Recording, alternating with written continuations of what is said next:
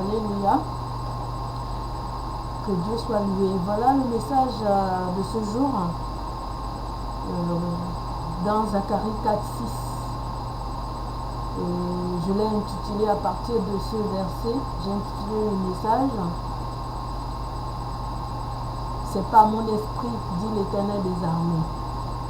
Nous allons donc prier, Père, que ton Saint-Esprit par lequel tu opères, toi Dieu, l'Éternel des armées, le Dieu d'Abraham, d'Isaac et de Jacob, viens nous conduire dans la lecture et le partage de ta parole afin que nous soyons édifiés et que cela puisse porter des fruits en nous. Saint-Esprit de Dieu, nous te supplions là où nous t'avons attristé, là où nous t'avons négligé, pardonne-nous parce que sans toi, nous ne pouvons rien. Tu es l'Esprit de Dieu et Dieu agit par son Saint-Esprit. Et tout ce qui peut être contraire, tout esprit contraire se taise maintenant et disparaisse en présence de l'Esprit supérieur dans le nom puissant du Seigneur Jésus-Christ de Nazareth. Au nom du Seigneur Jésus, nous avons prié. Amen. Donc, dans Zacharie 4:6, la parole de Dieu dit « Alors il reprit et me dit » ça c'est l'ange qui disait à Zacharie. C'est ici la parole que l'Éternel adresse à Zorobabel. Ce n'est ni par la puissance, ni par la force, mais c'est par mon esprit, dit l'Éternel des armées. Amen. Et nous allons replacer ce texte dans son contexte. Déjà Zacharie 1. C'était à l'époque du roi.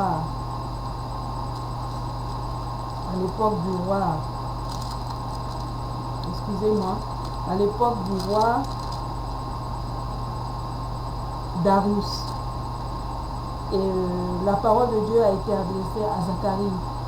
Parce que le peuple d'Israël était sous le jugement. À chaque fois qu'Israël péchait, Dieu les livrait à l'ennemi, aux peuples étrangers, aux autres peuples qui ne connaissent pas le Dieu d'Israël. Et ils subissaient donc la servitude de l'esclavage jusqu'à ce que ce Dieu qui a l'alliance avec Abraham, Isaac et Jacob les ramène toujours sur son chemin, sur son champ. Parce qu'il le faisait pour pouvoir les nettoyer et les amener à comprendre qu'ils doivent lui obéir et constater la différence qu'il y a quand ils sont libres, ils sont dans le champ du Seigneur et quand ils sont maintenant sous la servitude d'autres peuples qui les maltraitent. Donc le Seigneur va annoncer à Zacharie qu'il allait restaurer Israël, qu'il allait restaurer son peuple, leur faire grâce. Et donc voilà, à partir du verset 12 du chapitre 1 d'Ésaïe, nous avons « Alors l'ange de l'Éternel prit la parole et dit « Éternel des armées, jusqu'à quand n'auras-tu pas compassion de Jérusalem et des villes de Juda, contre lesquelles tu es irrité depuis 70 ans ?» L'Éternel répondit par de bonnes paroles, par des paroles de consolation à l'ange qui parlait avec moi. Et l'ange qui parlait avec moi me dit, crie et dit, ainsi parle l'Éternel des armées, ainsi parle l'Éternel des armées, je suis ému d'une grande jalousie pour Jérusalem et pour Sion, et je suis saisi d'une grande irritation contre les nations orgueilleuses, car je n'étais que peu irrité, mais elles ont contribué au mal. C'est pourquoi, ainsi parle l'Éternel, je reviens à Jérusalem avec compassion. Ma maison y sera rebâtie et le cordeau sera étendu sur Jérusalem. Crie de nouveau et dis, ainsi parle l'Éternel des armées. Mes villes auront encore des biens en abondance. L'Éternel consolera encore Sion. Il choisira encore Jérusalem. Donc nous voyons ici que Dieu, le Seigneur, l'Éternel revenait sur ses décisions, sur sa colère, son jugement contre Israël. Et il a compassion d'eux et il veut consoler son peuple, il veut rebâtir. Et là, nous sommes dans ce cadre, quand dans Zacharie 4, pour Dieu, le Seigneur, l'Éternel des armées veut que le temple, son temple soit reconstruit. Et donc, nous allons découvrir ici, à la lumière de la parole de Zacharie, comment Dieu, qui a décidé de reconstruire le temple, va mettre tous les moyens qu'il faut à disposition de son peuple pour le faire. Donc Dieu, quand il nous appelle, il nous équipe. Et il nous équipe parce que nous ne pouvons pas le faire par la chair. Cet équipement, il est divin, il est spirituel. Ce n'est pas par la chair que nous pouvons le faire. Et Dieu veut toujours qu'on soit purifié. Et son esprit, c'est un esprit de pureté, son esprit pur. Et on va voir ici que j'ai lu Zacharie 4, 6, mais je vais lire aussi du verset 1 à 5. L'ange qui parlait avec moi revint et il me réveilla comme un homme que l'on réveille de son sommeil. Donc l'Éternel réveille quand le peuple était endormi dans le péché, dans la servitude, dans l'esclavage. Et donc là, l'Éternel, il vient toujours pour réveiller, il apporte le réveil. Il nous réveille de notre sommeil, il nous réveille de nos doutes, il nous réveille de notre mort, de notre langueur, il nous réveille de notre passivité, il nous réveille de notre découragement. Et voilà comment il me dit, que vois-tu? Je répondis, je regarde. Et voici, il y a un chandelier tout d'or surmonté d'un vase et portant 7 lampes avec 7 conduits pour les lampes qui sont au sommet du chandelier. Nous voyons ici donc qu'il y a un chandelier. Le chandelier représente la lumière, que ce soit les croyants de la première alliance et les croyants de la deuxième alliance, parce que c'est déjà un symbole de la lumière. La lumière, c'est le Seigneur Jésus-Christ de Nazareth qui est venu éclairer les ténèbres, qui est venu éclairer le monde qui était dans l'obscurité, qui est venu éclairer les enfants de Dieu qui étaient pécheurs et qui étaient soumis à la mort, aux ténèbres, à l'obscurité, au mal. Le chandelier, et nous aussi, en tant qu'enfants de Dieu, que ce soit les croyants de la première alliance, que ce soit les croyants de la deuxième alliance, nous sommes censés être la lumière. Parce que le Seigneur dit dans sa parole dans Jean que nous sommes la lumière du monde et le sel de la terre. Donc on doit briller. Le chandelier, la présence du chandelier ici, représente un des symboles divins de la lumière, la sainteté de Dieu, la lumière qui doit luire, qui doit briller sur Israël qui était dans la tristesse, dans la désolation. Et quand nous aussi nous voyons nos vies, nous voyons les problèmes auxquels nous sommes confrontés sur terre, parce que la terre représente aussi un peu cette obscurité depuis qu'elle a péché. Amen. C'est pour ça que le Dieu homme, en tant que Jésus-Christ de Nazareth, en tant que Dieu, est venu sur cette terre pour apporter la lumière divine. Et donc, il fait de nous aussi de la lumière. Mais nous verrons plus tard pourquoi le Seigneur dit ici, la parole de Dieu dit ici que ce n'est pas par la force ni par l'intelligence. Nous ne pouvons pas être cette lumière par nous-mêmes. Et nous ne pouvons pas résoudre les situations dans la chair en tant que croyants. Amen. Et il dit un chandelier tout d'or surmonté d'un vase et portant 7 lampes avec 7 conduits pour les lampes qui sont au sommet du chandelier. Et nous savons que les 7 représentent aussi les 7 yeux de Dieu, pour éclairer, pour suivre, pour conduire. C'est pour ça qu'il est question de conduire ici. Et il y a près de lui 2 oliviers, l'un à la droite du vase et l'autre à sa gauche. Les oliviers aussi, c'est les fruits, hein? C'est des arbres fruitiers qui apportent le fruit. Donc, dans ce dispositif que Dieu a programmé pour Israël, pour la reconstruction du temple, pour son œuvre, parce que la reconstruction du temple, c'est travailler à l'œuvre de Dieu, dans le champ du Seigneur. Il y a des fruits. Et la présence de la lumière divine coule sur les enfants de Dieu, sur les enfants d'Israël, coule sur nous. Et cette lumière nous éclaire. Au sommet même du trône divin, ça coule de là-bas. C'est pas n'importe quelle lumière, c'est pas une lumière qui peut s'éteindre, c'est une lumière divine, permanente, perpétuelle. Et là, il y a aussi les oliviers, c'est les fruits. Il y a la source, il y a l'olivier, l'arbre fruitier qui est là, à notre disposition pour nous amener, qui porte des fruits et qui déverse ses fruits sur nous, pour que nous aussi, nous soyons féconds, que nous portons des fruits à notre tour. Parce que si nous sommes nourris à un arbre qui porte des fruits, nous porterons des fruits. Amen. Donc voilà Et il y a aussi, il dit, et reprenant la parole, je dis à l'ange qui parlait avec moi, que signifient ces choses, mon Seigneur? L'ange qui parlait avec moi me répondit, ne sais-tu pas ce que signifient ces choses? Je dis non, mon Seigneur. Alors il reprit et me dit, c'est ici la parole que l'Éternel adresse à Zorobabel. Ce n'est ni par la puissance, ni par la force, mais c'est par mon esprit, dit l'Éternel des armées. Voilà, et tout ça, le summum de tout ça, c'est que Dieu nous pourvoit de son Esprit Saint. Il dit, ce n'est pas par notre force, ce n'est pas par notre intelligence que nous pouvons travailler dans le champ du Seigneur, que nous pouvons aller vers les nations et briller dans les nations, éclairer les nations, apporter la lumière qui est Christ, aller annoncer le message de la lumière, le message du salut qui est Christ aux nations. C'est par son esprit. C'est pour ça le Seigneur, quand il repartait, il a dit aux disciples de rester à Jérusalem dans la chambre haute jusqu'à ce que le consolateur, jusqu'à ce que l'esprit de vérité, l'esprit de puissance qui est en lui, qui lui a permis de tout faire et de tout surmonter, l'esprit divin puisse venir. Et il est venu le jour de la Pentecôte. Et c'est le mouvement du Saint-Esprit de l'Église. Amen. Donc, même ici, dans la première alliance, quand l'Esprit n'était pas répandu généralement comme il l'a été au jour de la Pentecôte, dans la deuxième alliance, mais personne ne pouvait rien faire sans l'Esprit de Dieu. Donc, l'Esprit de Dieu, il était là déjà et il agissait. C'est lui le moteur, c'est lui qui nous révèle les choses de Dieu, qui nous amène à les accomplir. Amen. Donc Zorobabel ici, on verra aussi à Josué, dans le chapitre 3, il y avait Josué le sacrificateur et Zorobabel le conducteur.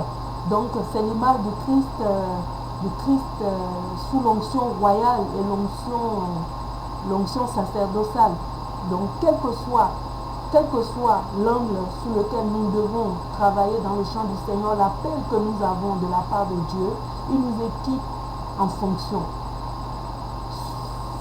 Ici, il y a la vision, l'aspect de l'onction royale, l'onction sacerdotale. Dans l'onction prophétique, les dons spirituels que le Seigneur met en nous, dans 1 Corinthiens 12, le don de foi, le don de guérison, le don des miracles, le parler en langue terrestre et céleste, l'interprétation des langues, le discernement des esprits, le don de guérison, le don de prophétie, la parole de connaissance, la parole de sagesse et les services, tout ce dont il nous équipe, parce que sans ça nous ne pouvons pas.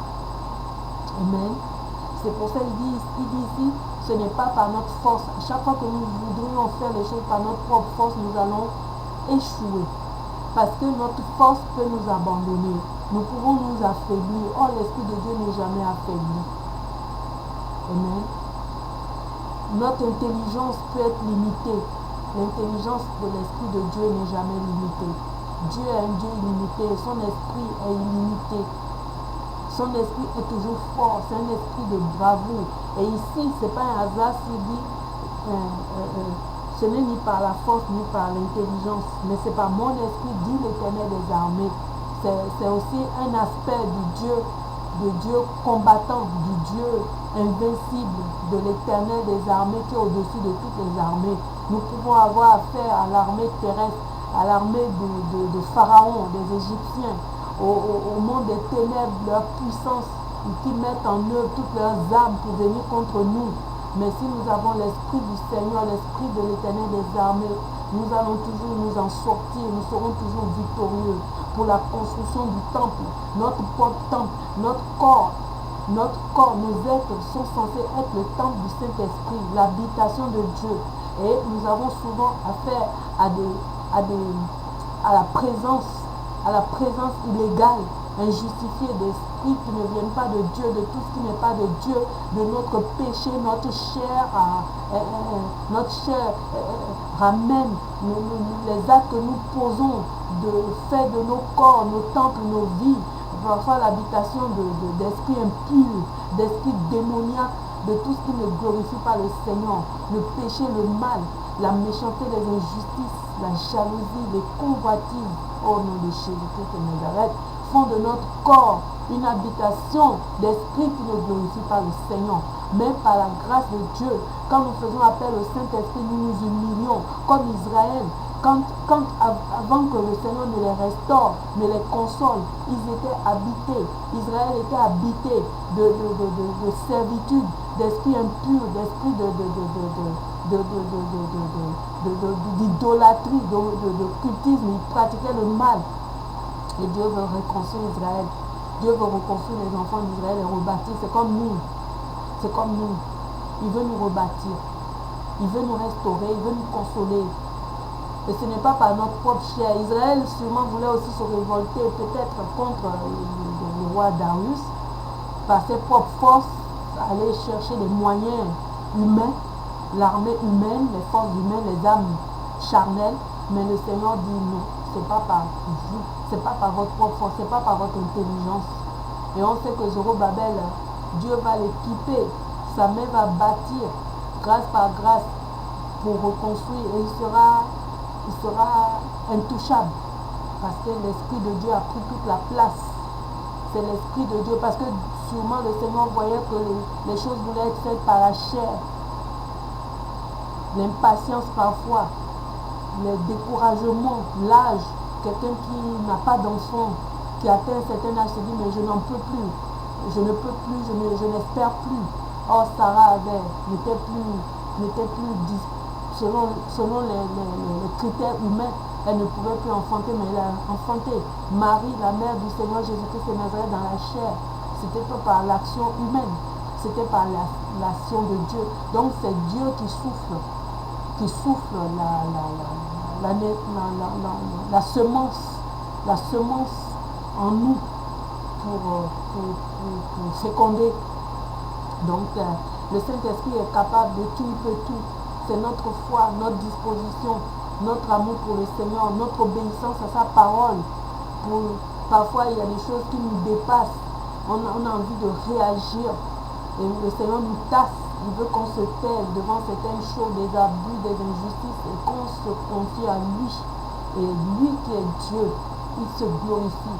Il veut que par nous, sa gloire se manifeste pour que les autres sachent, les autres nations, les autres peuples, c'est comme Israël, comme nous, les nations qui sont autour, doivent savoir, les hommes, les femmes, même dans notre propre famille, dans notre environnement, les autres qui ne connaissent pas, qui ne sont pas croyants en Yeshua Mashiach, en notre Seigneur, ils voient la gloire de Dieu au travers de nous et ils viennent à Yeshua, ils sont interpellés, ils sont émerveillés, mais nous avons notre part, c'est d'obéir, c'est de faire taire notre force, c'est de ne faire taire nos moyens humains que nous voulons souvent mettre en avant pour pouvoir régler les problèmes. Dieu ne nous dit pas de croiser les bras, nous devons agir, travailler, mais avec le Saint-Esprit. Nous devons reconstruire avec le Saint-Esprit. Nous devons agir même pour la parole de Dieu, la méditer, la véhiculer, aller dans le champ missionnaire, aller travailler auprès des pauvres, des orphelins, des orphelines, des veuves, des veufs, des hérités, des démunis, des prisonniers, des personnes abusées dans l'injustice dans le monde. Oh Yahweh, nous ne pouvons le faire par nous-mêmes, c'est par l'Esprit de Dieu, Saint-Esprit de Dieu, Shalababa. Et je prie en ce moment que l'Esprit de Dieu se renouvelle en nous, que l'Esprit de Dieu, nous ayons soif de lui, nous ayons faim de lui, qu'il vienne prendre toute la place en nous, que notre intelligence humaine se taise, notre force humaine se taise et que la force de l'Esprit soit en nous, l'intelligence de l'Esprit nous soit en nous. Et c'est comme ça, Daniel, il avait l'intelligence de l'Esprit et il discernait tout, il expliquait les rêves, les énigmes, il apportait la solution là où il y avait les mystères, les énigmes. Au nom puissant du Seigneur Jésus-Christ de Nazareth, je prie pour nous, pour mon frère, pour ma soeur qui va visionner ce message, que l'Esprit de Dieu, la puissance du Saint-Esprit, la plénitude du Saint-Esprit, les dons du Saint-Esprit, se révèlent en toi, se révèlent en nous, agissent en nous remplissent un baptême nouveau, un feu nouveau dans ce monde qui se perd, dans ce monde qui va à volo, dans ce monde qui est détourné de Dieu et où l'enfer est sous les pieds. Au nom de Jésus-Christ de Nazareth. Alléluia, Hosanna. Dans la maison de Dieu, dans l'église du Seigneur, je prie que l'Esprit de Dieu prenne toute la place. là où nous avons garé l'esprit, là où nous avons laissé l'esprit de Dieu de côté, là où nous prophétisons sans l'esprit de Dieu, là où nous prêchons sans l'esprit de Dieu, là où nous combattons sans l'esprit de Dieu. Alléluia, Hosanna. Jesus, que les chaînes soient brisées, les chaînes de la chair, les chaînes des esprits impurs qui nous empêchent de marcher avec l'esprit, de marcher dans l'esprit, qui soient brisées, les chaînes de nos forces humaines, les chaînes de notre intelligence humaine, soient brisées maintenant, que le Saint-Esprit prenne toute la place, que le Saint-Esprit prenne toute la place. Esprit de Dieu, prends toute la place, inonde les vies, inonde les nations, inonde Israël, inonde les peuples, au nom de Jésus-Christ de Nazareth. Saint-Esprit, alléluia, Koriaba Santa, glory Machendere Koriba Sori, Mari Sendere Koriaba Shara Kayaba Santa. Saint-Esprit agit pour le Gabon, agit pour l'Afrique, agit pour l'Europe, agit pour la France, agit pour l'Océanie, agit pour l'Asie, agit pour l'Amérique, agit là où les gens pleurent, agit là où le monde souffre. Eh, Saint-Esprit, viens. Saint-Esprit, le monde est orphelin. Le Seigneur a dit avant de partir à ses disciples, oh Jesus, quand viendra le consolateur, l'Esprit de vérité, et il a dit, je ne vous laisserai pas orphelin. C'est l'Esprit de Dieu qui vient prendre la place, qui vient remplir le vide. Saint-Esprit, prends la place. Le Seigneur a dit, quand tu viendras, tu nous conduiras dans la vérité, l'esprit de conduite. Le Seigneur était là, l'Esprit de Dieu était là, les 7 esprits, les 7 yeux de Dieu pour surveiller, pour accompagner son œuvre, sa mission, ses enfants. Saint-Esprit, nous avons besoin de toi pour nous accompagner. Nous avons besoin de toi pour nous protéger, pour nous conduire. Saint-Esprit de conduite, il vous conduira dans toute la vérité, car il ne parlera pas de lui-même, mais il vous annoncera tout ce qu'il aura entendu. Saint-Esprit de Dieu, le consolateur, le paraclet, nous avons besoin de toi. L'Église a besoin de toi. Sharabababa. Jesus Korima Shede Koriba Soli Adonai Elohim Papa. Saint-Esprit de Dieu bâti, Saint-Esprit de Dieu, l'Esprit de feu. Alléluia. Quel est l'esprit qui peut résister devant toi? La Bible dit dans Isaïe 59, 19 que quand l'ennemi vient, comme un fleuve, l'esprit de l'Éternel le met en déroute. Je prie pour toi, mon frère, ma soeur, que le Saint-Esprit mette en déroute tous tes ennemis. Que le Saint-Esprit mette en déroute et mette à nu les œuvres du diable, les œuvres des serpents, les œuvres de la sorcellerie, les œuvres de la magie, et te libère pour que tu te lèves, pour aller annoncer l'évangile, pour aller faire l'œuvre à laquelle Dieu t'appelle et t'attend. Alléluia. Pour aller rebâtir, reconstruire au nom puissant du Seigneur Jésus-Christ de Nazareth. Adonai Elohim, Yahweh, soit élevé. Papa, soit glorifié. Merci Saint-Esprit pour ton amour. Merci Saint-Esprit pour ta présence. Merci Saint-Esprit pour ton feu. Merci Saint-Esprit pour ta lumière, pour le chandelier. Oh, dors. Merci. Merci Saint-Esprit pour ta présence. Merci Saint-Esprit. Merci Saint-Esprit. Merci Saint-Esprit, l'ami fidèle. Au nom puissant du Seigneur Jésus-Christ de Nazareth. Amen. Yeshua, Mashiach, le Dieu d'Israël. Adonai Elohim, merci Papa. Merci Jésus.